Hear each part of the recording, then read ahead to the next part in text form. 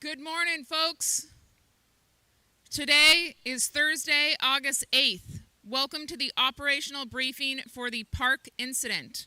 My name is Gwendolyn Ozard, Planning Section Chief.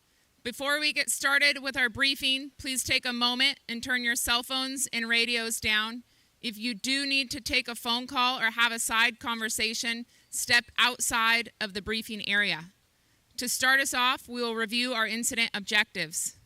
Our management objectives remain unchanged.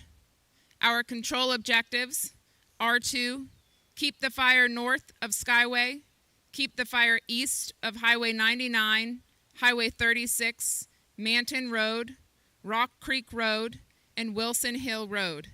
Keep the fire south of Highway 44 and keep the fire west of the Pacific Crest Trail. Current situation. All right, good morning. The word of the day yesterday was spot fire, and we had a lot of them. The good news is all the folks that were out there yesterday worked diligently to pick them all up. So I'll start from the south, working our way around. On the south side of the fire, this lower portion was on patrol and mop-up. Nothing significant in there. A couple calls for services, but nothing significant. Then up here, right about Dye Creek area, right about 8 o'clock last night, we had a spot fire, went about 10, 15 acres. We got resources on it, aircraft on it. There's going to be some work out there, but they picked it up, stopped it up in this Dye Creek area. But this is on a side of the fire that's been pretty quiet, so it just reinstitutes the fact that we got to stay diligent on these things and make sure they're put to bed. So as we wrap around the horn, we still had some issues up on our finger up by Manton. Heavy, thick brush, had some fire in it, put a lot of work in there, and the folks did a great job, but it's also going to need some more work up there. That's going to be a problem child for a little bit. No significant growth in there, just a lot of heat and a lot of smokes. Then as we come around in a branch 15, that's where we had all of our big fire operations. So trying to get around Turner Mountain and tie that whole area in. There's a lot of work picking up some stuff. Coming down through TQ, TU, that area over there, they went direct on just about everything that they could. They had to do some indirect stuff, and they'll have to tie that in. And then working our way up into TW, same thing. There's some issues up there trying to tie in that Turner Mountain, but a lot of progress was made, and there's a good plan. We're going to continue with that, but they did nice work. Yesterday, the 36 corridor down 32 and then 36 into 172. That area, we had a firing operation that was very successful. We did have a couple of small spots, short-range spotting across 36. They gridded it yesterday, picked them all up. I would expect to see some more over there. And then along 172, we had a slop over. Initially, it was only about 5-10 acres, and that spotted up onto Doe Mountain, and we have about 50 acres up there with multiple spots. So last night a firing operation was started about 1 to wrap that all up, continued through today and into this morning. It was successful, and they were able to wrap that down and bring it back down to 172, and so there'll be a lot of work up in that area as well. As we come down, the rest of the fire coming down into BK and up off of the L line up there in the K line. They did have a 5-acre spot fire up there as well, and we're able to wrap that up. But they've had spot fires up there every single day, and yesterday was no exception, so I would expect the same. And then coming down into the 32 corridor, all was quiet over there, a little bit of calls for service, still a lot of smokes that popped up in the afternoon once that wind got on it, heat got on it. A lot more smokes than the day before, so I would expect the same. So yesterday's word for the day was spot fire. I would say today's word for the day is spot fire, but don't give up on them. Go out and get them. Make sure you put them to rest, get them all wrapped, and thanks for a good day of work. Weather. Okay, good morning. Incident meteorologist Ryan Walburn with the park incident. So let's start at the big 30,000 foot level. Today, Thursday, August 8th, so roughly the fire's 2 weeks old now. We're coming out of basically a record July in terms of heat across this part of California, and since we've been here, it's been continued hot and dry. In terms of what we have in the IAP forecast this morning, I'd urge you to kind of take a peek through that. Feel pretty good about what's in there, although right now the raws this morning starting the day between 6 and 11%. Colby Mountain down there in Branch 20, 6%. The Lassen Lodge raws at the branch break is 11%. So single-digit humidity recoveries, that speaks to the spot fires that operations was talking about. So we're starting out dry. A lot of you guys maybe were last working Tuesday. That was a really active day. In comparison to that, we expect conditions to be more moderated. But now the changes are so subtle. We're still talking, if you're working in branch 10, branch 12 today, high temperatures, 100, 105 degrees, up in branch 12 and 18. Branch 15 and 18, high temperatures in the upper 80s. So single-digit humidity through the afternoon, temperatures still incredibly hot. So hot and dry, we've got a watch-out situation. In terms of just walking the fire, whether you're working a contingency branch, branch 5, branch 10, branch 12, this afternoon, we know those southwest winds pick up under the full sunshine. The difference up in branch 15, branch 18 is you're under the inversion. The inversion on the webcams this morning, it's much more shallow. The smoke is laid in. I will tell you another difference today is we have a lot less heat on the fire this morning. So those trends are in the right direction. As you work through the day, sometime around noon or so, you'll start to see a little bubbling. The inversion will attempt to break. Then as we get towards 1400 hours, some of that clear air, that really dry air from the Central Valley gets sucked in. So use 1400 as kind of your watch out for when the inversion would break. I will end it with saying that up there, right at that kind of that choke point where the zone break is, Highway 36, Highway 89, Dome Mountain, Morgan Summit, really tough country around there, a lot of canyons, obviously steep terrain. At that point, you're up to 6 to 6,500 feet. So the winds can be really unpredictable, really tough out there. As you go into the night operations, we do have really favorable down canyons, another night of really poor humidity recovery. So we still have 2 more days of just bone dry conditions out there. Thank you. Fire behavior? Good morning, Ross Dollarhide, Fire Behavior Analyst, Park Incident. So really quickly, I'm going to start over in branch 20, bring around the south end of the fire and up into branch 10, where we continue to see fairly consistent conditions, and our concerns remain the same: light flashy fuels, new ignitions. It's going to want to grow. So mop up and patrol, be vigilant in those areas. Moving up into branch 12, again, same conditions that we've seen for the last several days. When the winds come up in the afternoon, it's a wind-prone area out of the south. Expect smokes to pop up in that brush patch. So coming around the shoulder there into branch 15, spot fires were the main driver. We forecast that. We expect that to be very much the same conditions that we see today. The IMET spoke to it, just gradual, incremental improvement. It's not really going to have any effect on the fuels here. We're going to continue to see the same conditions that we've seen the last several days. Now, one caveat to that is smoke production is starting to be a bit less than we've seen. The inversion has smoke settled in the drainages right now, and as that fire footprint gets constrained, expect a little less smoke across this division. And with that, it may be isolated just up into that 172-36 area, maybe shaded out this morning, but on the margins, expect that fire to remain active. And as you get closer to the main fire burning up there off of Turner Mountain, you may get a little convective lift, some wind swirling in there, inflow winds coming in, so be mindful if you're trying to go direct in that area. Now coming across into branch 18, very similar conditions to what we saw in 15 over the last couple days. Spot fires have been the main driver. So, the burning operation that occurred going up to Dome Mountain area, sort of very highly variable in the consumption. There are significant green pockets and dirty burn areas. To be mindful that there is some reburn potential, and that also holds true for the 36 area. Safety? Good morning. Good morning, James Allen, Park Incident Safety Officer. You'll find today's safety products on pages 6 and 7 of your IEP. Please use those to ensure that everyone gets a briefing out there today. We're going to support you on the line with 17 safety officers. What I'd like to talk to you this morning about is just keep doing what you're doing. So we still have those critical fire conditions, that potential. Keep taking those tactical pauses in the afternoon, thinking about what's going on, having a secondary plan for when things change. Heat and hydration. It's still very hot out there, as you know.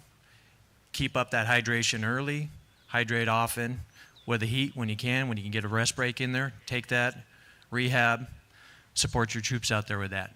Be thoughtful with your actions, be smart, and be safe. Air operations? Good morning, Park. Greg Bradshaw, Air Operations, Park Incident. To help you meet your operational objectives, Air Operations has tankers and air attack on early up. Helco will also be over the fire. We have 20 Type 1 aircraft, 4 Type 2 aircraft, and 7 Type 3 aircraft. We have diverted some of our aircraft to the AU fire, and that includes our night-capable helicopters. We do have 3 UAS modules on the fire, and we have 2 mobile retardant bases. We closed Pierce, but we relocated it over to Battle Creek. Closer to the firefight, shorter turns, increased proficiency. So we have double capability at Battle Creek. CAL FIRE still is supporting us with the daytime rescue ship, and the National Guard is supporting us with a night rescue ship. The word of the day you heard is spot fires. As you're out there chasing spots, whether you're working with aircraft or not, monitor your air to ground. We are a key part of your LCES. If you don't monitor, we can't talk to you. Clear eyes, full hearts, can't lose. Communication. Good morning, Bernie Rapp, Communications Unit Leader for the Park Fire. Clone 5 is still valid for today. Open up your IAPs to page 70 and 71. That is the 205s that are to be used on the incident. Remain in those groups and zones. Page 72, 73 are backups only, and we'll direct you to those the time is needed. On page 74, you have a communications map.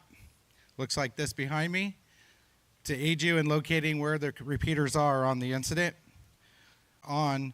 that are authorized for this incident. So remain on the frequencies that are in the 205 to avoid any interferences with other agencies' nets.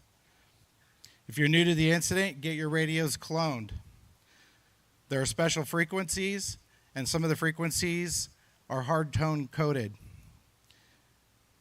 And there will not be that way in your agency's radio program. Having the incident cloned is an essential tool for good communications.